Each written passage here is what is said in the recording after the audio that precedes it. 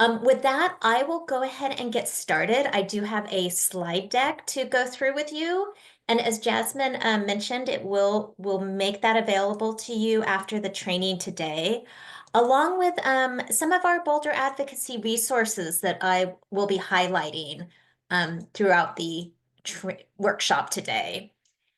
So what we're going to be doing, again, we're going to be talking about advocacy, particularly how you as a representative, as a 501(c)(3) public charity, can influence policy for the greater good of your communities and the people and the families and the children that you serve. So again, thank you for that introduction, Jasmine. Again, my name is Sarah. I am a senior counsel with Boulder Advocacy. I'll give you a little bit more info about what Boulder Advocacy, what we do here, if you aren't too familiar with us. But just a little bit more about me. I have been with AFJ for about a year and a half, but I've been in the nonprofit legal sector for over a decade. So it's just a wonderful field of law to be in, and most of the primary reason is because I would get to work with great organizations like yours. I happen to be based in California, so you'll notice as we go through some of the examples today, they tend to skew California, and that's just the reason why. Okay, so a little bit about Alliance for Justice. If you aren't too familiar with us, we are a 501(c)(3) public charity ourselves. We're headquartered in DC, but we have attorneys and other staff members all over the country. I already mentioned I'm here in SoCal. We're membership based. We have over 130 organizations that share a common mission of um, making sure that our communities are equitable, just, and free for everyone.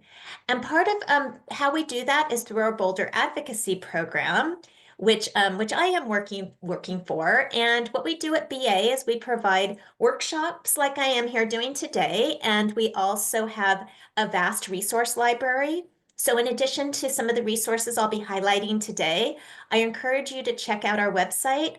No doubt, if you have a question about anything related to advocacy, we'll have a resource that touches on that issue. But at the same time, because it is so vast, it can be a bear to go through. So if you have an individual question and you're not sure where to go to, you can always reach us via our free hotline. We offer free technical assistance to any nonprofit organization, no matter where you're based, no matter what your issue, and you'll have a chance to speak one-on-one with one of our attorneys. So if you'd like more information about that, you can simply go to this QR code here on the slide. One more bit of housekeeping before we get started. Just to let you know, I'm a lawyer, so we have to have a disclaimer here. What we do at Boulder Advocacy is we provide legal information and resources, but we aren't in the position to provide legal counsel or legal advice. So definitely, as Jasmine said, unmute yourself if you have any questions, if you want to make any comments. Just so you know, if your question is going towards something that I think you need a legal opinion on, I'll just let you know. So don't let that hesitate. Don't let make that you hesitate to ask the questions there. Okay, with that housekeeping behind us, let's go ahead and get into the substance of what we're going to be looking at today. So we're going to start by, just some stage setting. We're going to review what is the definition of advocacy, where does lobbying fit into that overall definition of what advocacy is. And then we're going to turn our attention to the rules, okay? We're going to compare the do's and don'ts of various tax-exempt organizations. So our focus again is going to be on 501(c)(3) public charities, but it's still important for all of us to be aware of, well, where do other types of nonprofits fit into that equation? Okay, so we'll spend a bit of time looking at that. And then we're going to turn our attention to lobbying. Okay, so that's probably going to be the bulk of what we'll be discussing today. So, what is lobbying? How is it defined? How is it measured? How do you know if your activities or your social media post would count as lobbying or not? And if it does, what do you do with it? How does it apply towards your lobbying limits as a 501(c)(3)? And then we're going to turn our attention after that to, well, what kinds of activities are not considered lobbying? Okay, so what are those, non-lobbying communications that you can feel free to distribute to an unlimited extent. And also, there are some types of activities and communications that are exceptions to the lobbying rules. So we'll take a look at those as well. And then finally, I'll wrap up with some key takeaways, things you can think about for next steps, and some of the resources that I mentioned I'd be lifting up. So just keep in mind as we go through this, we have somewhat of a short time together, so we won't be able to cover everything during our time together today. But again, I'll refer you on to those Boulder advocacy resources that I think could be particularly helpful. Okay, so let's start out by, making sure we're all on the same page when we're talking about advocacy. Because the term advocacy, it's not, a legal term per se. It has a lot of, there's different ways to think about it, and every organization has its own definition. Every individual has their own thought about what it means. But when I'm talking about advocacy, I'm really talking about some kind of action or activity that will drive forward your organization's message, your mission, your vision. Okay. Now we'll talk about where lobbying fits into that in just a moment. But why is it important? Why is this something that as a nonprofit, particularly as a C3, should be doing? Well, for one thing, you have that close relationship with the communities and those families that you're serving. So in that regard, you're the best representatives. You're the best ones to have that microphone. And in fact, letting others speak on your behalf, on the behalf of your communities, isn't really going to be in the best service of the folks you serve. And in fact, it could be a missed opportunity. Okay, so I'm sure you've all heard the adage, if you're not at the table, you're on the table. Okay, and that fits into this space, this nonprofit space too. It could be that you are working with organizations that have similar visions to you, but everybody's not equal. So not giving up that microphone or ceding the microphone is very important. And of course, without advocacy, we're not going to be able to see those important systems changes that we really need, particularly in the climate we're in now. Okay, with that little soapbox speech, let's get on to, okay, what are the rules? When we're talking about lobbying, where does lobbying fit into this overall category of advocacy?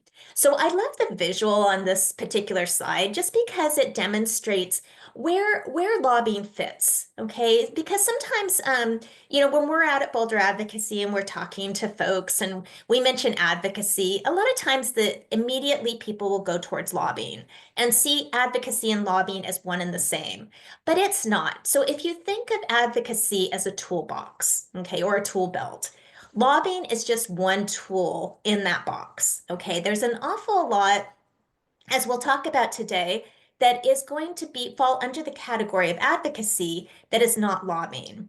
And why is that important? Well, as we're going to look at, there are certain limitations for C3s when it comes to lobbying, okay, that you'll need to be mindful. So knowing that there's a lot more actions that you can take to drive your mission forward, to advocate, that you don't need to concern yourself about lobbying is going to be very important. Okay, so again, kind of already said this, this is just another way to think about it. Lobbying is a specific type of advocacy tool that is designed to influence specific legislation. Okay, so in that regard, it's a very narrow type of advocacy tool, whereas advocacy as a whole is something that encompasses a lot more than just that legislation influence. Okay. So let's look at the rules and how they apply to 501(c)(3)s as compared to other types of nonprofits. Okay, and the reason here is that all nonprofits should advocate. Okay, all nonprofits have their own missions, whether they are 501(c)(3) public charities, like I'm assuming most of you are here today, or if a nonprofit is a C4 social welfare group, a labor union, or a professional trade association. Okay, everyone has their own mission and their own vision, and they should be advocating in furtherance of that. How the rules apply, though, however, are going to be a little bit different. And the reason they are different for C3s is because of the tax treatment. Okay, so C3s, like all other nonprofits, are tax exempt. Okay, meaning we're not paying tax on the income we bring in furtherance of our mission. But what sets C3 Charities apart is that we're able to offer tax deductions to our donors. Okay, so that tax deductibility of contributions is really what sets C3s apart.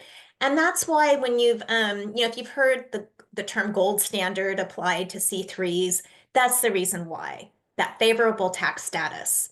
Now, in return for that favoritism, we do see certain restrictions when it comes to advocacy activities. So, for example, lobbying, which we're going to be talking about a lot today, C3 Charities can lobby. It's just the amount we can do is limited. And in addition to that limitation on lobbying, there's an outright prohibition when it comes to partisan work. So, in other words, as a C3, you cannot endorse a candidate for office. You cannot oppose a candidate who's running for office. That's an absolute prohibition. Now, how does this compare to non-C3s? Okay, so these 501c4s, okay, like for example, my organization, Alliance for Justice, we have an affiliated C4 called AFJ Action. Okay, and this is a not an uncommon structure, and you may be working, in fact, your own organization might have an affiliated C4, or you might work in coalitions with these types of structures. So C4s are are also tax exempt like C3s, but don't have that favored tax status of deductibility of contributions. Okay, so where we don't see that favored tax status, we do see less restrictions. So whereas we as C3s are limited in the amount of lobbying we can do, C4s do not have those limitations. They can engage in unlimited lobbying. And even when it comes to partisan work, a C4 or a C5 or a C6 could endorse a candidate, okay, or oppose a candidate for office, as long as it's not their primary purpose. So that's, unless there are specific questions about non-C3s, that's all I'm really going to talk about, outside of the C3 realm today. And then but I did want to just highlight that there are differences there. Let me just pause there. Are there any questions so far? You guys feeling comfortable? Okay, great. And do feel free to interrupt me anytime, unmute yourself. I don't mind at all. So another way to look at the rules I just went through, okay, again, focusing on C3, another way to think about how the rules apply is through this traffic light analogy. And again, if you've attended any of a BA training in the past, this will look familiar to you. So in terms of partisan work, okay, endorsing or opposing candidates, again, this is prohibited. So this is where you should be thinking, red light activity. So when you're putting together, let's say you're putting together a potential social media post and, through the wording, you're thinking, okay, this sounds like we're endorsing a candidate. Okay, we're not just talking about what the incumbent is doing in their current capacity. In that case, that's time to step back and say, okay, we're not going further. This is a red light prohibited activity. Now, you could also think about the same thing when it comes to lobbying. As you're going through your communications and thinking about, we want to send this post, what do we do with it? If you've gone through, we're going to go through the definitions, and if you've come to the conclusion, yes, this is lobbying, this is where you don't need to stop. Okay, it's not red light, it's a yellow light. So, as drivers, what do you do when you come up to a yellow light? Or what should you do? Okay, well, in California, we don't always do this, but yeah, you should slow down and proceed with caution, right? Okay, that's the go-to, and that's how you should be thinking about lobbying. You can still go through the light. You just need to slow down, think about, is this lobbying? If it is, what do we do with it? How do we count it? How are we tracking it? And how are we going to report it? Now, what this leaves us is everything under the green light here. And just to, highlight, these are an awful lot more activities than we see under the yellow or red lights. Okay, so if you are engaging in community organizing, putting on nonpartisan voter education or engagement types of events, even voter registration, You're putting on trainings and workshops. Okay, these are all impactful advocacy activities, but they are not, assuming they're nonpartisan, they are not red light activities, and they fall outside of the definition of lobbying. So this means you can do them to an unlimited extent. You don't need to track them or report them per se. Okay, and just a word, we're going to be talking about, I'm peppering in social media and some of the, a lot of the examples I'm going to be using today are social media posts. But I did want to say from the outset that when we're talking about the rules and the definitions, all of them apply to online communications just the same as they do to print and verbal communications. Okay, so there's no free pass or stronger restrictions when it comes to social media activity as any other type of communication that you might be making.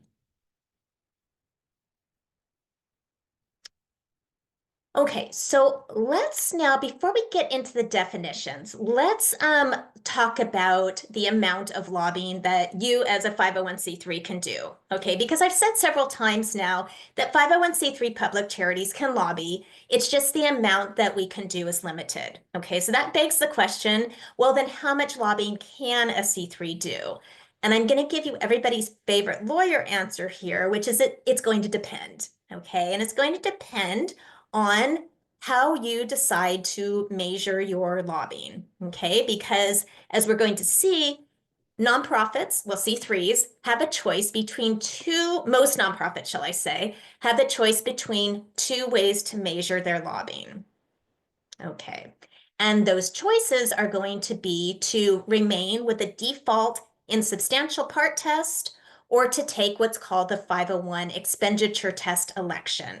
Okay, so let me explain a little bit about how they differ. So the insubstantial part test, this is the default test that we see in the Internal Revenue Code. The reason it's a default is if this is the one that you are born into as a 501c3. So if you do nothing, this is how you're measured. Basically, this means that you cannot dedicate more than an insubstantial part of your activities to influencing legislation. If that sounds a little murky, it is, okay? And that's the reason why I'm going to present an option. But if you decide to stay under this test or you are under this test, know a couple of things. First of all, it encompasses all activities of your organization. So this is paid, so your paid staff time, but also the time of your volunteers. All of your activities is lumped in together. We don't have a very clear definition of what lobbying is. We know that it's influencing legislation, but that definition is quite broad. And then one more thing, when we're trying to garner, okay, what is the amount of lobbying we can do under this default test? And again, the IRS hasn't given us a firm amount, but what we've garnered from past tax rulings and case law is this amounts to around 3 to 5% of an organization's total activities. So if we have a group that merely signs on to a couple support letters once a couple times a year, this is going to be fine. You're not really going to be in danger of going over 3 to 5% of your total activities. But if you're engaging in more than that, then the option of taking the 501H expenditure test might be a good idea for you. So let me explain a little bit about what that is. So it does require you to make an affirmative step. So you have an election, which is luckily pretty easy. It's a half-page form. You fill it out, you mail it to the IRS, you do it once, you don't have to do it again. It's no fee required, anything like that. Some of the benefits on this option is that we do have clear definitions of lobbying, okay, which I'll go through. And we also have a dollar-based lobbying limit. So in this case, the IRS will only consider the actual dollar spent. You're not lumping in volunteer time. It's just how much money you're spending on lobbying. So for those reasons, for most organizations, this expenditure test, the 501H election, is going to be the preferable route. Okay, there are some exceptions here, just to, for example, churches, so religious nonprofits cannot take, they're not eligible to take the test. So there are some outliers, but for most groups, this is going to be the preference. Just quickly, I did say before we go on to really looking at the definitions under the expenditure test, I did say that the definition of lobbying under the default and substantial part test was kind of murky, but I did want to spend some time just, briefly talking about what those are in case you are covered here and you want to stay there. So what we do know is that what is lobbying? Under the default test, well, it's contacting a legislator to basically try to influence legislation. It's either to asking a legislator to propose legislation, to support it, oppose it. It could include part of the budget process too. Or it could also include urging the public to contact legislators. Okay, so what we think of as grassroots lobbying.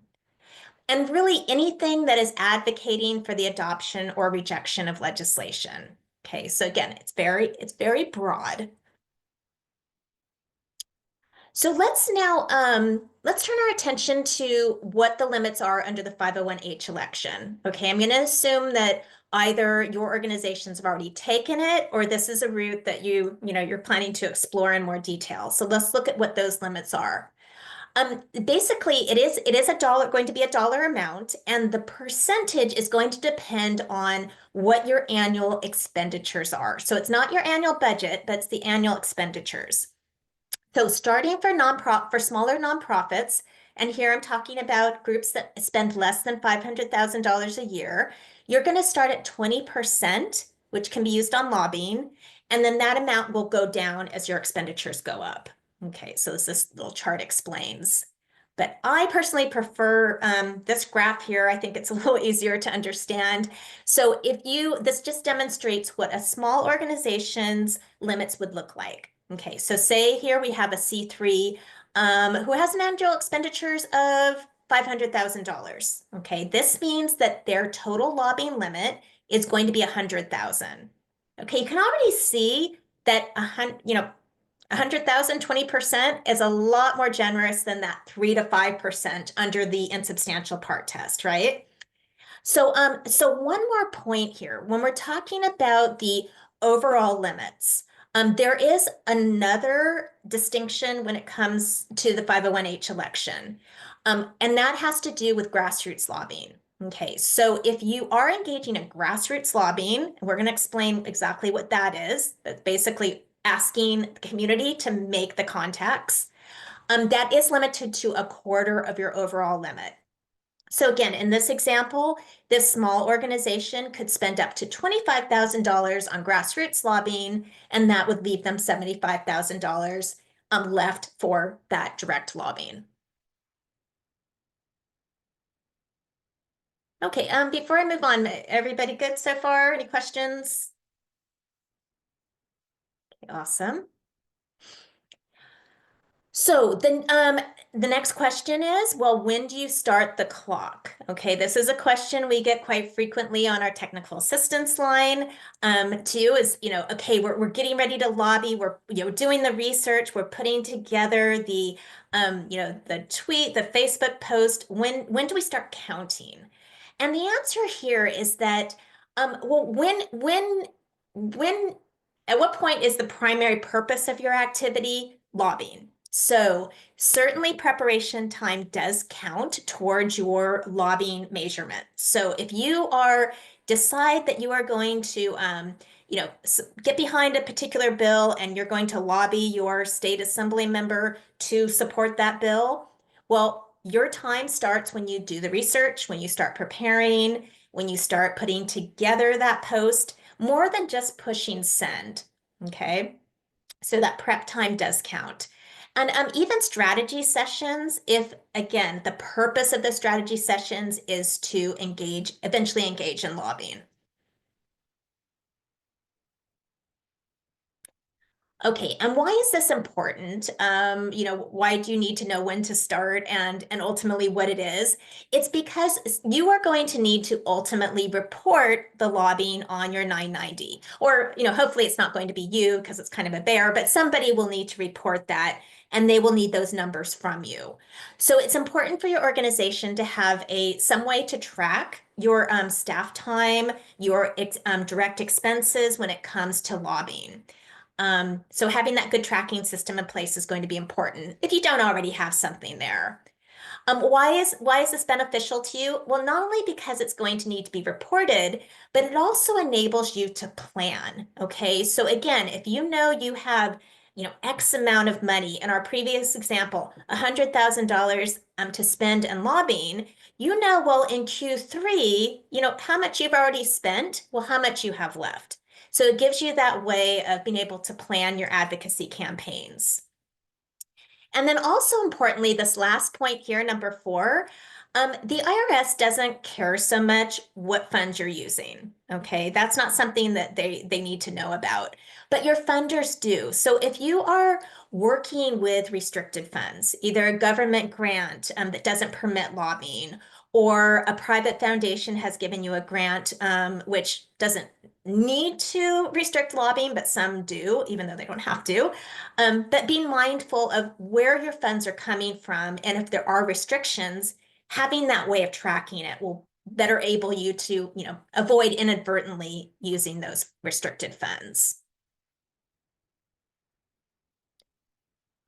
Okay, so let's now go into the definitions. And I do have some examples to share with you. So I'll try to give you a break from just listening to my voice and let you to brainstorm a little bit together.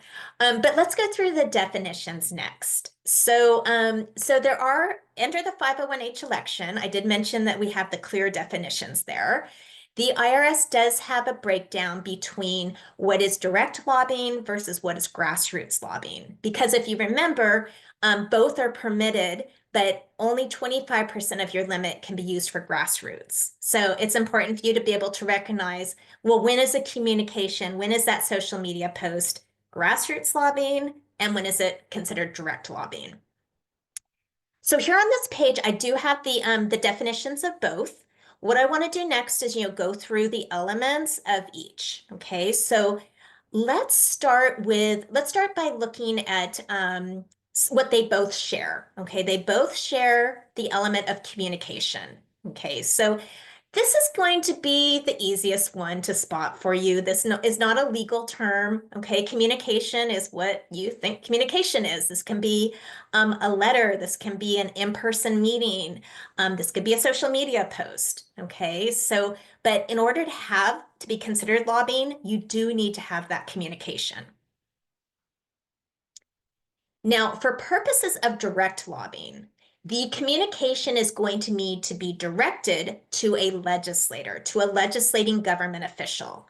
So who are these folks? Well, the ones that you think obviously would be legislators, your members of Congress, your state senate, okay, your city council members, okay, your elected officials there. But we also have some that you might not, that might not be so obvious. So if you're engaging with tribal councils, okay, with tribes, tribal councils are also considered to be legislators. And then in the context of ballot measures, okay, if you're advocating around, a proposition, a bond initiative, anything that's on the ballot where the voters are going to be voting yes or no, that in that case, the voters themselves are considered to be legislators, okay, because they are making law, right? Their decision will make or not make law. And then another category, which I'm going to present in both ways, are executive branch officials. So typically executive branch folks like the president, the governor, a mayor, these aren't considered to be legislators, okay? Because, they're executive branch. They are there to execute the law, not to make the law. But there are certain situations when they are acting in a legislative capacity. So here, think about if you're asking them to sign sign a bill into law, or asking them to veto a bill. Okay, in that case, their signature or lack of signature is going to make or not make law. So in that limited situation, and a governor or the president or a mayor will step into the shoes of a legislator. Now, just one more point here. When we're talking about legislators, I also want you to think about staffers too, because when you are communicating with a staffer, legislative staffer, about how you want that legislator to act, that communication is seen to be with the legislator themselves. Okay, so it's not just with the individual, but also with their office.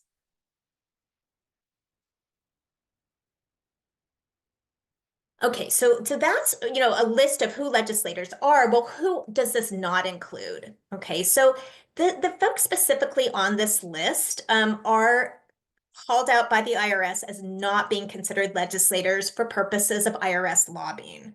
So if your communication is with the police department, the DA's office, or if you are advocating for the local, with a local planning commission or a housing authority, maybe for the work you guys do, perhaps school boards is those are folks that you're going to be interacting with and advocating in front of.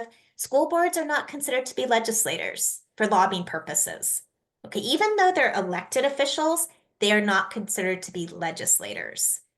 So, and pretty much any government body, a regulatory body, is not considered to be legislative for IRS purposes.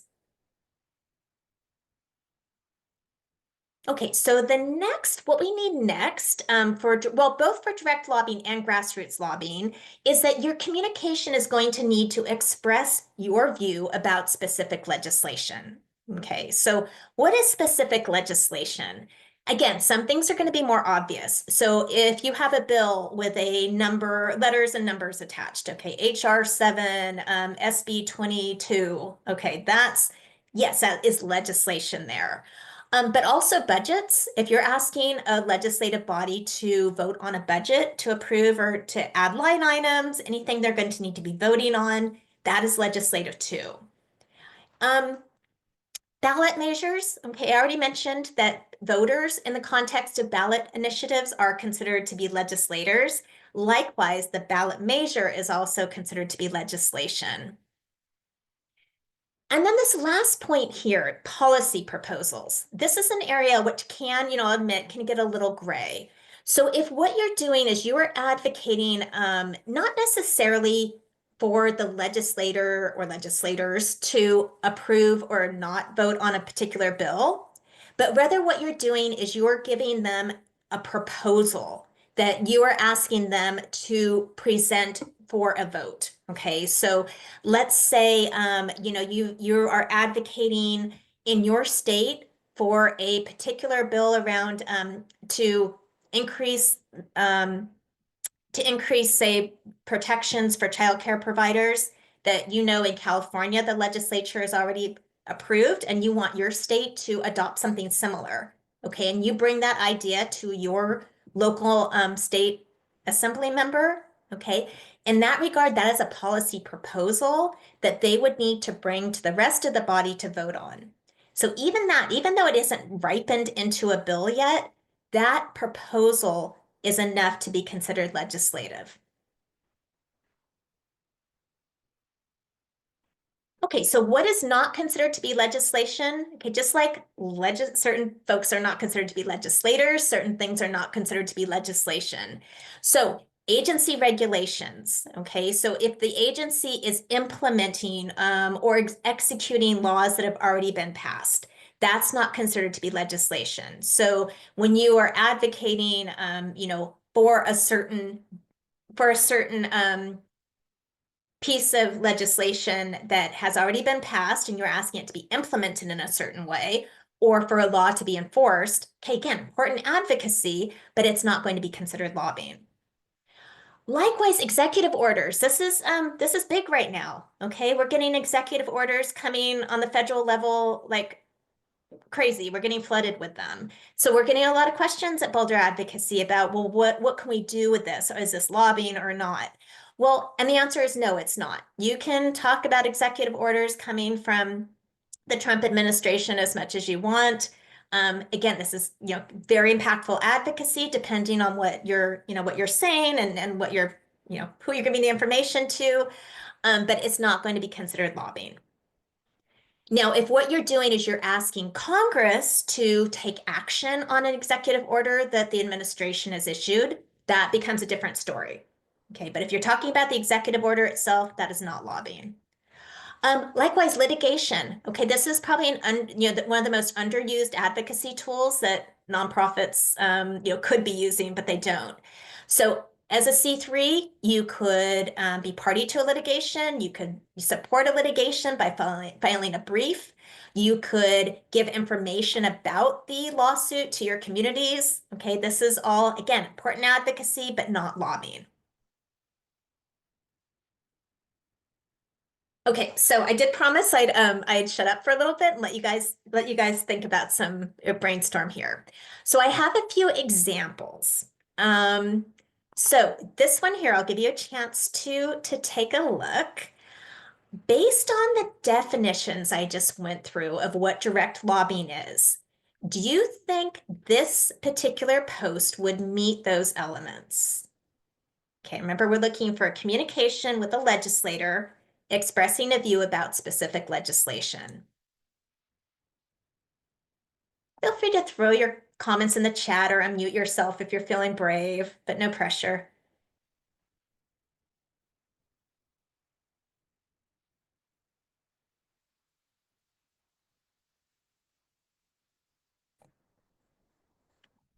Okay, great. So seeing some responses there.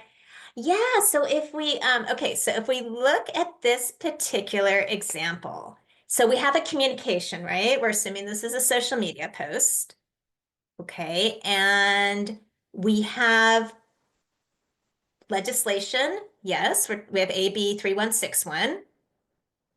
But what we're missing here is the legislator. Okay, because remember, we need to have all three elements met to be considered a direct lobbying communication. So we have the Equity and Healthcare Act. Yep, that's our legislation. We have a view, right? But we don't have it directed. We don't have a legislator that it's being aimed at. So that's the reason why this particular one, advocacy, yes, impactful, yes, but not lobbying. So you wouldn't need to count it. Make sense? Okay, let's take a look at another one. Okay. So this one, again, this is a post that's gone on this 501c3 social media account. And let's see, we have Governor Newsom sign AB 3161. Sincerely, the organization's name. Do we think this meets the elements of direct lobbying? Okay, seen some yeses in the chat. And in this case, yes, this one would be considered direct lobbying. So we have the communication, social media post. We have the legislator because, yes, this is an executive branch official, but because he is acting in a legislative capacity of signing the bill into law, he becomes a legislator. And we have legislation. Okay, we have AB 3161. Okay, great. How about this example here?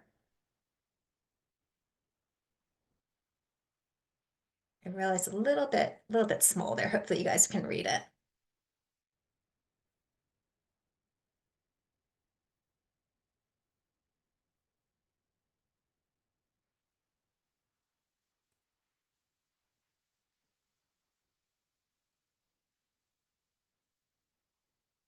Sorry, my mouse just stopped working. Okay, there we go. All right.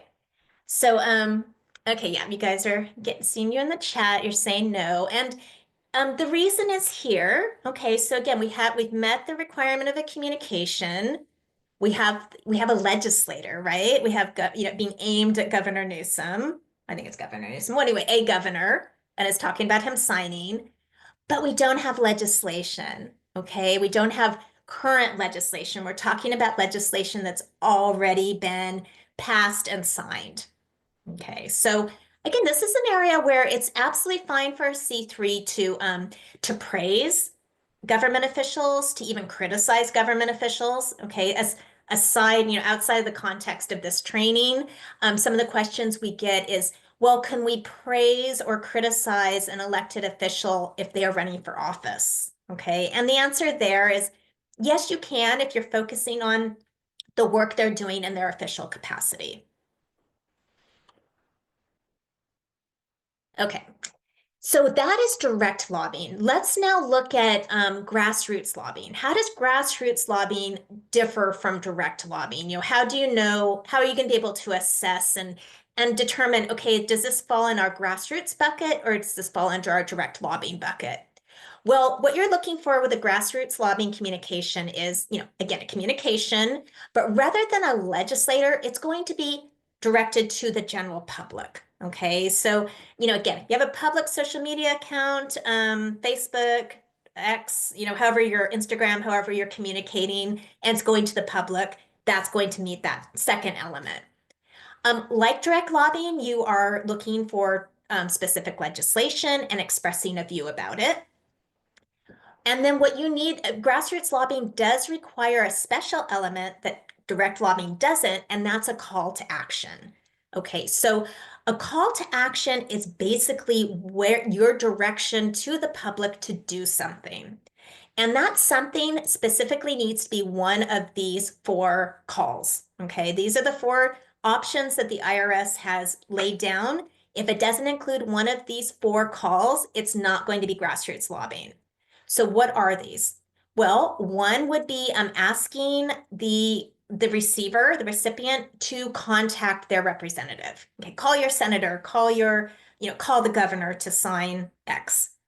Another type of call would be by providing the address of the legislator. Okay, this could be a social media handle. This could be their phone number. This could be, an office address that they could write to. And then a third way is by providing some kind of mechanism for them to communicate.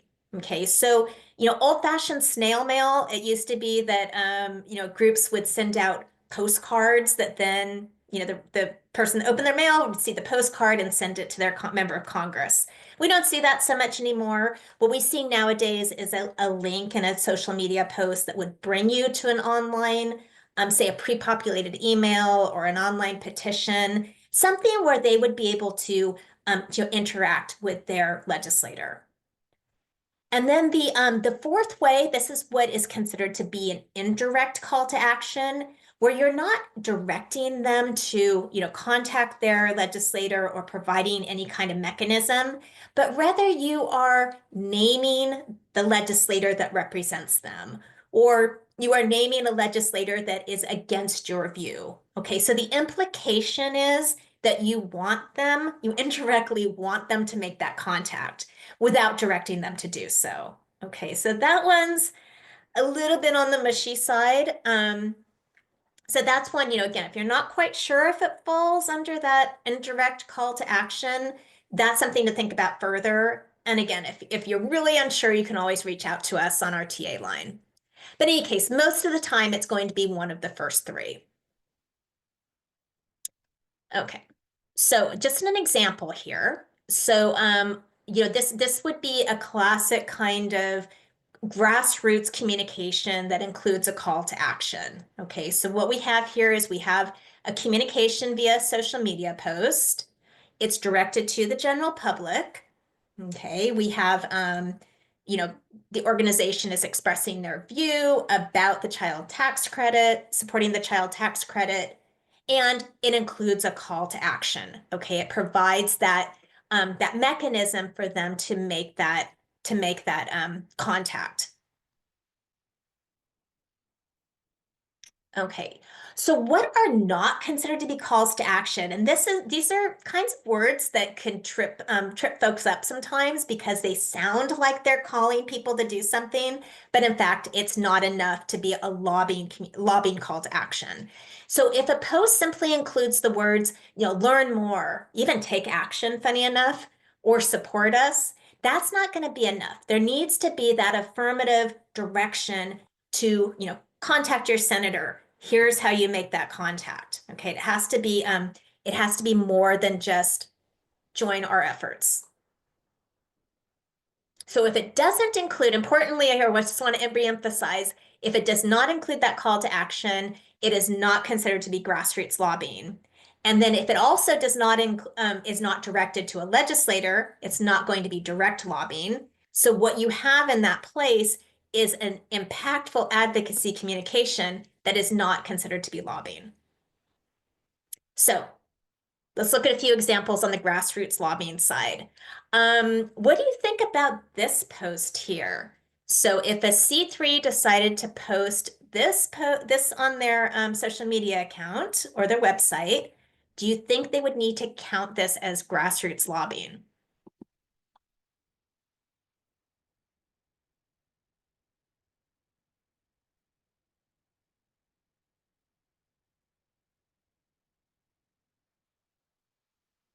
Okay, I'm seeing some no's, and it's fine if it's an it depends and you need to know more information. That's always an acceptable answer.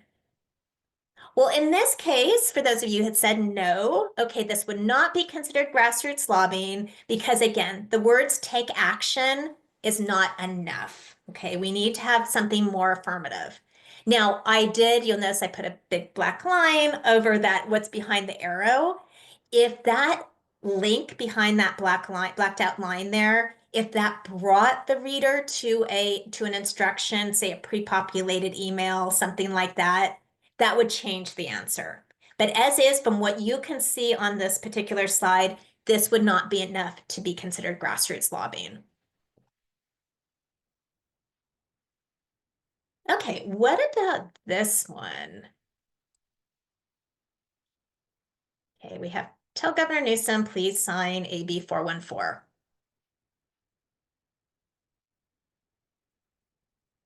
Okay, seeing more yeses there.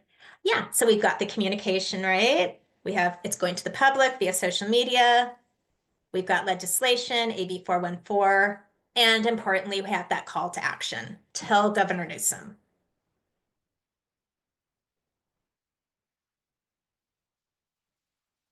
Okay, one more example for you here. How about this post? Our economy will be stronger when all families have access to affordable childcare.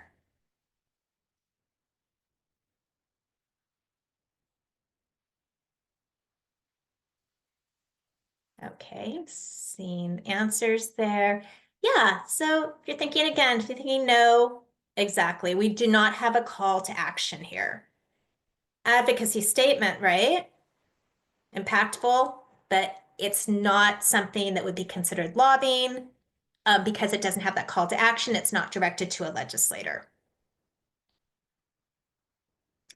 Okay, oops, lied. I have one more for you guys. How about this one? Another post here. Um, Governor Newsom announces landmark boost to paid family leave benefits for 2025. What do you guys think here?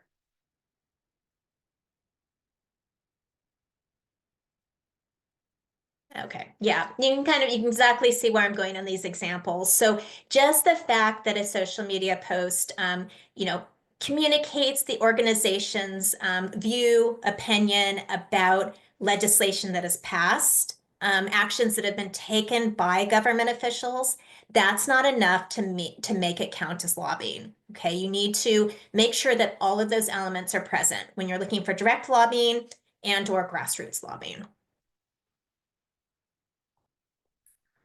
Okay, so before we get to exceptions, just pulse check. How do you guys feel about the definitions? Clear questions? Okay, great. Um, so let's talk about the exceptions because anytime we have law and rules, we have exceptions that come along with it. So there are 4 exceptions that the IRS has provided. So by way of exceptions, I mean that these are activities that otherwise would meet the elements of lobbying that we just went through.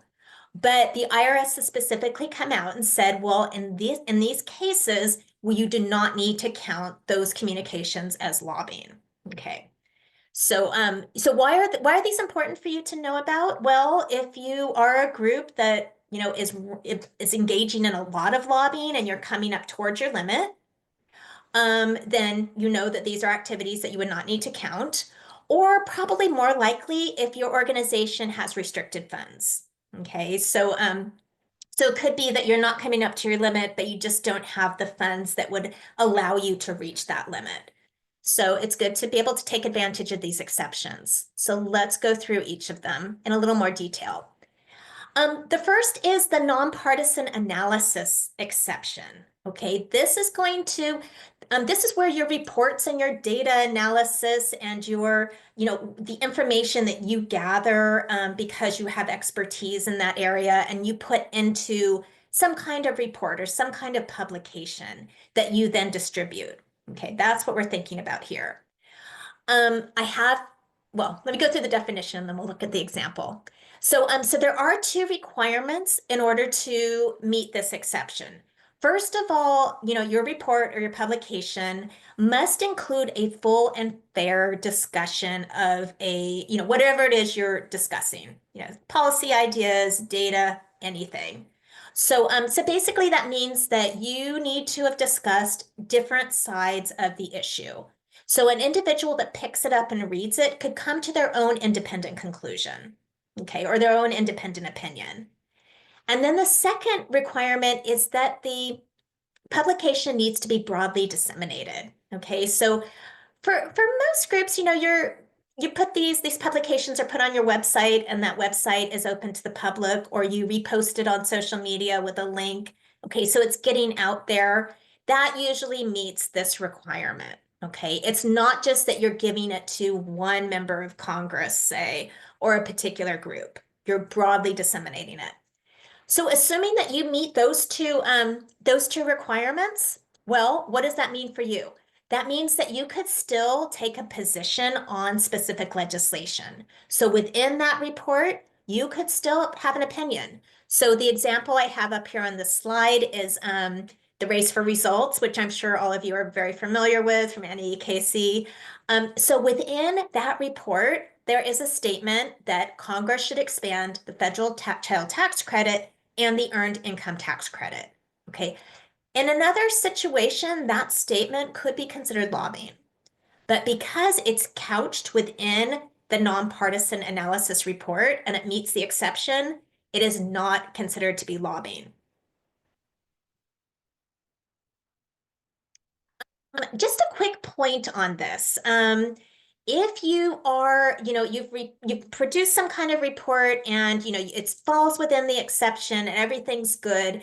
If you decide then to take that report and use it as part of a grassroots lobbying campaign, you just need to be mindful that if it's done too soon after it's produced, that could turn that time you've spent preparing the report into lobbying. Okay, so there are some, more fine rules here. So I just wanted to highlight that if this is something that you're looking into in more detail, reach back out to us at Boulder Advocacy and we can talk through that with you. Okay, next exception is the technical assistance exception. So this is one, if think about this, if you have been invited to come and speak in front of a legislative body to share your expertise that you've garnered from your community, say, okay, that's the kind of technical assistance that would fall under this exception. So there are a couple of requirements that need to be met here. First of all, you need to have received a written invitation from the legislative body to come testify. And secondly, your testimony must be available to the entire body. Okay, so they're pretty narrow elements there. Let me tell you what it's not, because I think in some ways that's easier to understand. So if you have say your local city council is deciding whether or not to pass a particular ordinance about, something going on with, school funding. Okay. So your local member, council member knows that you've been working in this space, your organization, and invites you to come to her office to, brainstorm with her whether or not she should vote in favor of this ordinance. Okay. In that instance, yes, you are providing her with technical assistance, but what it does not fall within this exception. Okay, this exception requires your testimony, your expertise to be given to everyone. And importantly, that it does need to come in writing. Now, again, like the report exception I just went over, once you're there and once you've met that requirement, you're there talking and testifying, you can go ahead and talk about, your opinion about a bill or give policy proposals. And that is not going to be considered lobbying. Okay, so the last two exception, I want to run through a little bit quickly in interest of time.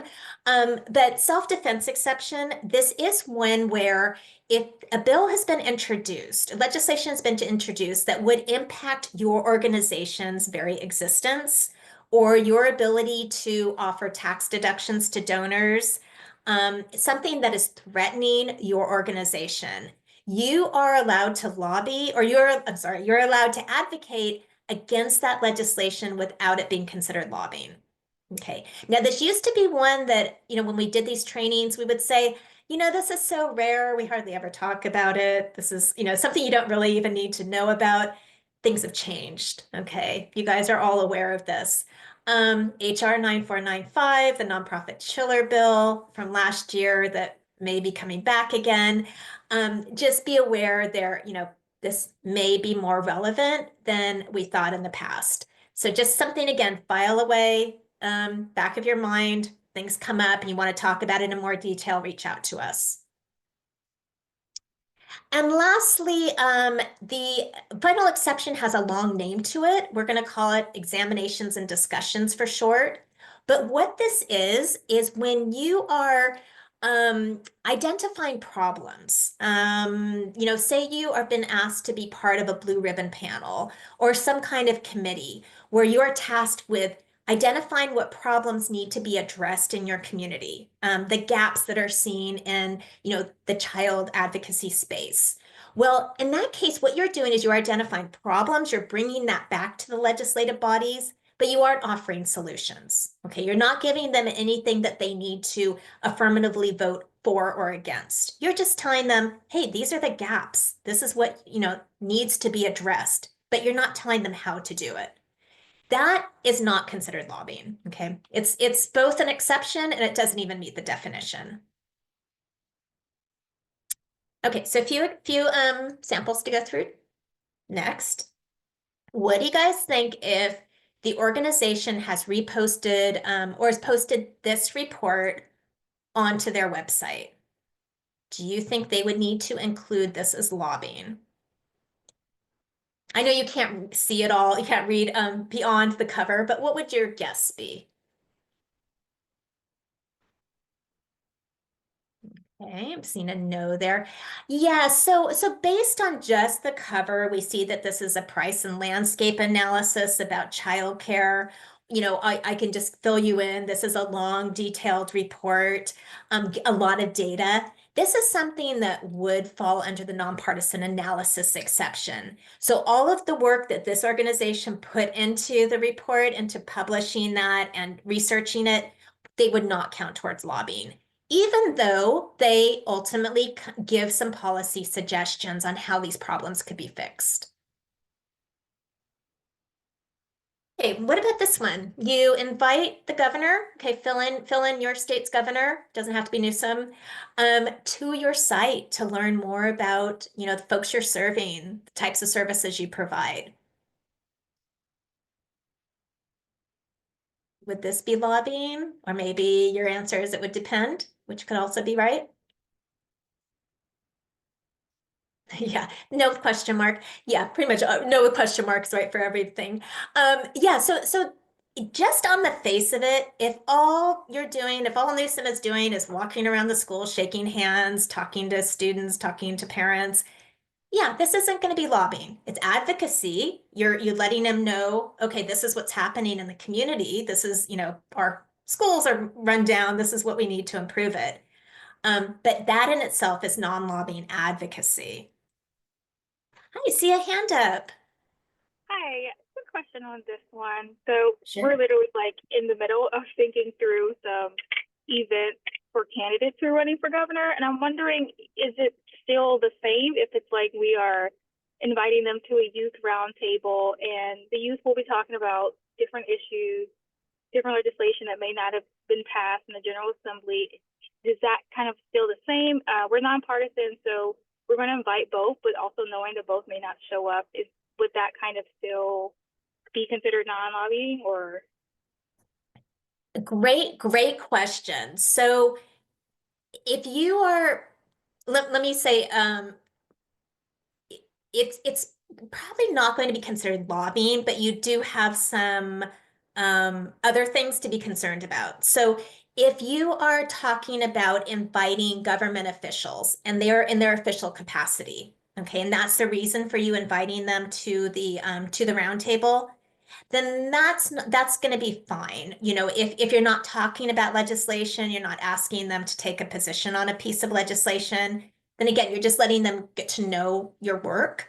Then that's not going to be lobbying. Now, when it comes to candidates, okay, we have a different story there because again, if you think back to that traffic light analogy I did at the beginning, we have the yellow light with lobbying, which we've been talking about, but then we have that red light, which is the partisan work. So you do need to be cautious when you have an event where you're inviting candidates. Doesn't mean you can't do it as a C3. You just need to be mindful that you're including everybody. So you're inviting, all of the candidates. You're not, if you just have one or just one party, it could be seen as an implicit endorsement of that candidate.